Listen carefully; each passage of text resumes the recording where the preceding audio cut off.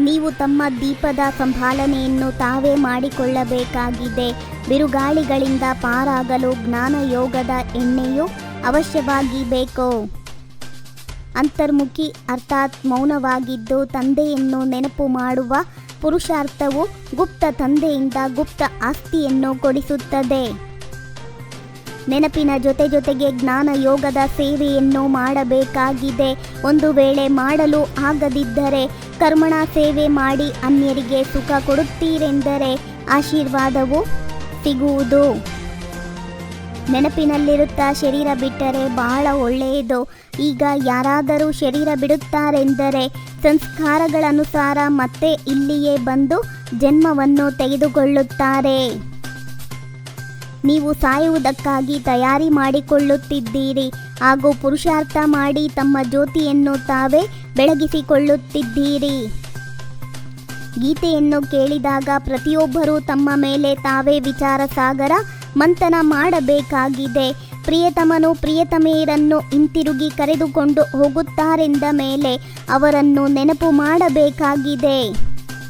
ವಿಜಯಮಾಲೆಯಲ್ಲಿ ಮೊದಲಿಗೆ ಹೋಗಬೇಕೆಂಬ ಪುರುಷಾರ್ಥ ಮಾಡಬೇಕು.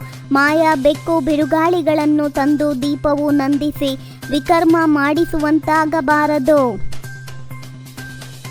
ನೀವು ಬ್ರಹ್ಮ ಕುಮಾರ ಕುಮಾರಿಯರು ಜ್ಞಾನ ಗಂಗೆಯರು ಪ್ರತ್ಯಕ್ಷ ರೂಪದಲ್ಲಿ ಈಗ ಸಂಗಮ ಯುಗದಲ್ಲಿದ್ದೀರಿ. ಜ್ಞಾನಯೋಗದ ಧಾರಣೆ ಇಲ್ಲದಿದ್ದರೆ ಅಂಗಡಿಯನ್ನು ಸಂಭಾಲನೆ ಮಾಡಲು ಆಗುವುದಿಲ್ಲ.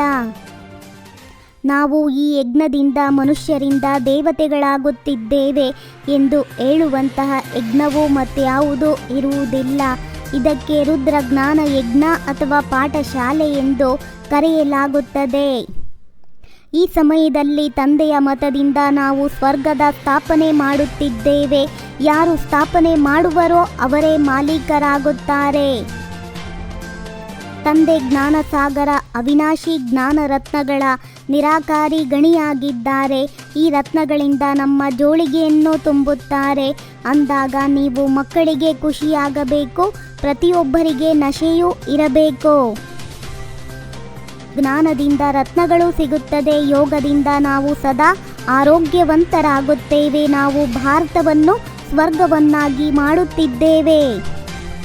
ಎಲ್ಲರೂ ಜ್ಞಾನ ಮತ್ತು ಯೋಗದ ವ್ಯಾಪಾರ ಮಾಡಬೇಕು.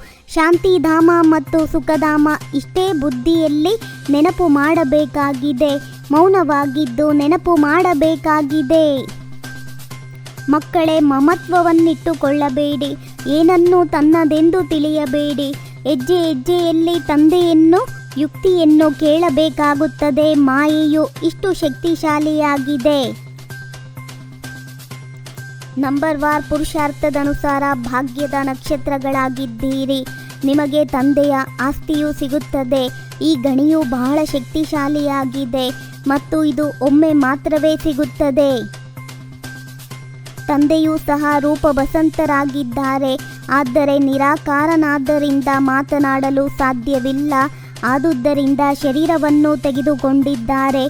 ಆದರೆ ಅವರು ನಮ್ಮ ಹಾಗೆ ಪುನರ್ಜನ್ಮದಲ್ಲಿ ಬರುವುದಿಲ್ಲ. ಸತೋ ಪ್ರಧಾನರಾಗಲು ಬಹಳ ವ್ರತವನ್ನಿಟ್ಟು ನಡೆಯಬೇಕಾಗಿದೆ. ತಮ್ಮ ಆಹಾರ ಪಾನೀಯ ಮಾತು ನಡವಳಿಕೆ ಎಲ್ಲವೂ ಸಾತ್ವಿಕವಾಗಿಟ್ಟುಕೊಳ್ಳಬೇಕು. ತಂದೆಯ ಸಮಾನ ರೂಪ ವಸಂತರಾಗಬೇಕಾಗಿದೆ. ಅವಿನಾಶಿ ಜ್ಞಾನ ರತ್ನಗಳ ನಿರಾಕಾರಿ ಗಣಿಯಿಂದ ತಮ್ಮ ಜೋಳಿಗೆಯನ್ನು ತುಂಬಿಸಿಕೊಂಡು ಅಪಾರ ಖುಷಿ ಇರಬೇಕು ಮತ್ತು ಅನೇಕರಿಗೆ ಈ ಜ್ಞಾನ ರತ್ನಗಳ ದಾನ ಮಾಡಬೇಕು.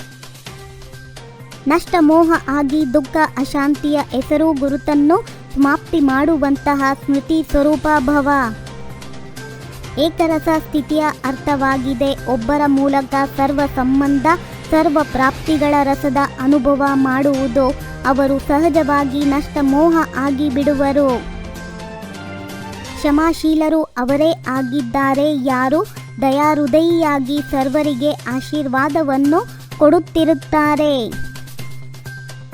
ನಾನು ಅಂದ್ಕೊಳ್ತೀನಿ 21 ಜನ್ಮದ ಆಸ್ತಿಗೋಸ್ಕರ 21 ಪರಮಾತ್ಮನ ಮಹಾವಾಕ್ಯವನ್ನ ಕೇಳಿ ಲೈಕ್ ಮಾಡಿ. ಓಂ ಶಾಂತಿ.